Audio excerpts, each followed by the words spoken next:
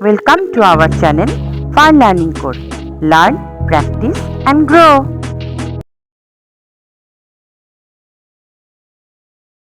Hello everyone, আশা করি তোমরা সবাই ভালো আছো এবং সুস্থ আছো। আজকে চলে এসেছি একটি নতুন ভিডিও নিয়ে। বাংলা রিডিং যাতে সবাই শিখতে পারে বা বাচ্চাদের যদি আপনারা শেখাতে পারেন, তা এই চ্যানেলে অনেকগুলো রকম ভিডিও আছে, সেগুলো আপনারা দেখবেন এবং সেগুলো ফলো করলে কিন্তু বাংলা রিডিং পড়ার কাজটা কিন্তু আরও সহজ হবে। এগুলো কতগুলো বাংলা ওয়ার্ড, এগুলো কী বা কেন আমরা পড়ব সেই বিষয়ে আলোচনা করব। আপনারা যদি বাংলা রিডিং পড়তে চান, তার অনেকগুলো ভিডিও এর আগেই আমি পোস্ট করেছি। আপনারা দেখতে চাইলে আমি ডেসক্রিপশন বক্সে দিয়ে দেবো এবং আই বাটনেও দিয়ে দেবো, আপনারা দেখে নিতে পারেন। এই শব্দগুলো কি সেগুলো জানার আগে কয়েকটি বিষয় আমরা প্রথমে জানব, তারপরে আমরা এই ওয়ার্ডগুলো আলোচনা করব। এখানে এরকম 100 ওয়ার্ড আছে বাংলা, কিন্তু কেন পড়ব সেটাই কিন্তু এখন আমি আলোচনা করব। বাংলা শব্দগুলো আলোচনা করার আগে আমি একটা বিষয় বলে নিতে চাই, সেটা হলো ইংরেজি সাইট ওয়ার্ড। ইংরেজি সাইট ওয়ার্ড কী সেটা আমি আগে আলোচনা করব। ইংরেজিতে এমন কতগুলো ওয়ার্ড থাকে যেগুলো পড়ার ক্ষেত্রে, যখন আমি ইংরেজি পড়ি তখন সেই ওয়ার্ডগুলো বারবার ঘুরে ফিরে আসে, অর্থাৎ বারবার সেগুলো আমাদের চোখের সামনে চলে আসে এবং সেগুলোই আমাদের পক্ষে কিন্তু চেনা, কিন্তু বারবার দেখতে দেখতে আমাদের চেনা কিন্তু খুব সহজ হয়ে যায়। সেগুলোকেই বলা হয় সাইট ওয়ার্ডস। ইংরেজি এই সাইট ওয়ার্ডসগুলোর সাথে এই বাংলা শব্দের সম্পর্ক কী সেটাই আমরা এখন জানব।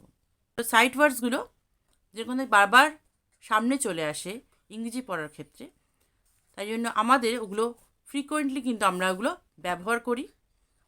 সেরকম বাংলাতেও অনেকগুলো শব্দ আছে যেগুলো বাংলা পড়ার ক্ষেত্রে বহুবার ব্যবহৃত হয় এবং বারবার আমাদের চোখের সামনে চলে আসে।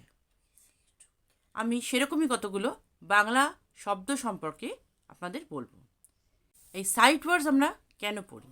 আমাদের সাইট ওয়ার্ডস যদি আমরা পড়ি তাহলে আমাদের কিন্তু ইংরেজি পড়ার ক্ষেত্রে অনেক সুবিধা হয়। সেরকমই বাংলায় যে শব্দগুলোর কথা বলছি, এগুলো কিন্তু বেঙ্গলি সাইট ওয়ার্ডস। ইংরেজি সাইট ওয়ার্ডসের মতোই বাংলায় আমরা পড়তে গেলে অনেকগুলো শব্দ দেখি। ওই শব্দগুলো আমরা যদি আগের থেকেই জানি তাহলে কিন্তু আমাদের ওই বাংলা রিডিং পড়ার ক্ষেত্রে অনেক সুবিধা হয়। সেই রিডিং পড়ার ক্ষেত্রে আমাদের অচেনা কিছু পড়তে গেলেও কিন্তু কিছু কিছু চেনা শব্দ আমাদের নজরেই পড়তে থাকে। রিডিং পড়ার কাজটা অনেক সহজ হয়।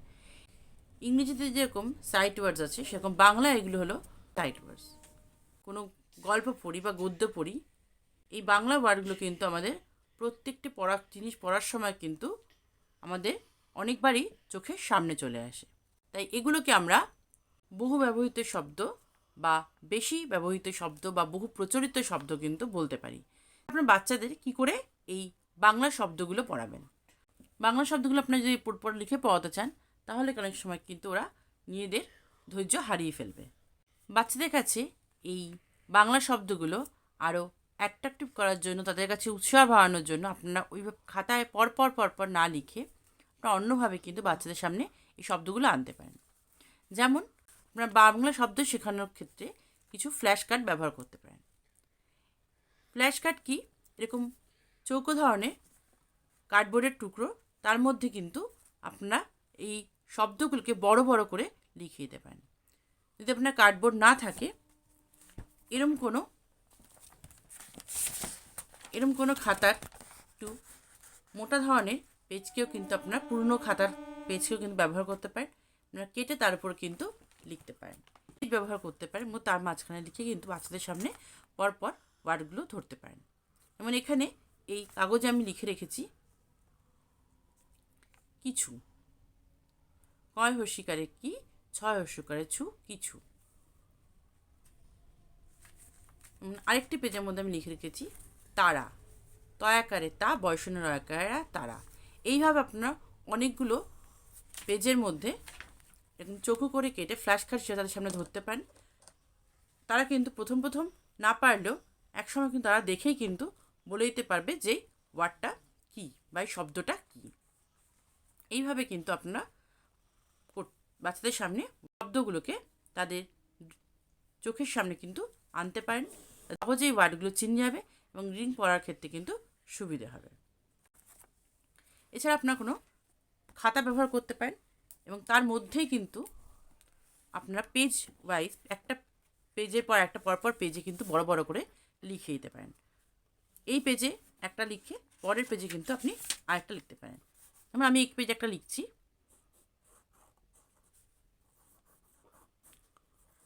কখন। এইভাবে কিন্তু পেজের মধ্যে একটা বা দুটো করে আপনারা লিখতে পারেন।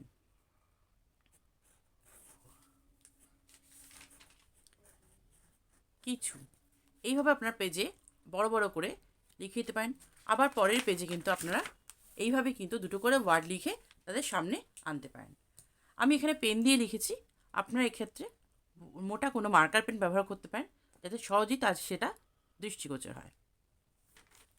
এইভাবে কিন্তু আপনারা যদি বাচ্চাদের সামনে বারবার শব্দগুলোকে আনেন, তাহলে কিন্তু সেই শব্দগুলো ওদের অনেক পরিচিত হয়ে যাবে এবং তারপর তারা যখন রিডিং পড়তে যাবে তখন কিন্তু তারা খুব তাড়াতাড়ি করে কিন্তু ওয়ার্ডগুলো চিনতে পারবে। তাহলে এই বাংলা বেশি ব্যবহৃত যেগুলো শব্দ, যেগুলো আমরা পড়তে গেলে বেশি বার দেখতে পাই, সেই শব্দগুলি যদি আগের থেকেই জানা থাকে তাহলে কিন্তু রিডিং পড়ার কাজটা আমাদের অনেক সহজ হয়ে যায়। আশা করি আপনাদের ভিডিওটি ভালো লেগেছে। আর ভালো লাগলে অবশ্যই আপনারা আপনাদের বন্ধুবান্ধবের সাথে শেয়ার করুন, লাইক করুন আর সাবস্ক্রাইব করে দিন। বেল আইকনে প্রেস করে অল করে দেবেন, তাহলে কোনো নোটিফিকেশানই আপনার দ্বারা মিস হবে না। আর কী বিষয়ে আপনার ভিডিও দেখতে চান তা অবশ্যই আমাকে কমেন্ট বক্সে লিখে জানান। আজকে ভিডিওটি এই পর্যন্তই। আশা করছি আপনাদের ভিডিওটি ভালো লাগবে। আপনাদের মূল্যবান কমেন্ট কিন্তু আমাকে নিচে কমেন্ট বক্সে দেবেন আশা রাখি। ফলো করতে পারেন পডকাস্ট চ্যানেল পেখমে, যেখানে পাবেন ছোটো ছোটো স্টোরি এবং কবিতা। আর আমাকে ফলো করতে পারেন ইনস্টাগ্রামে। Thank you so much. Bye by.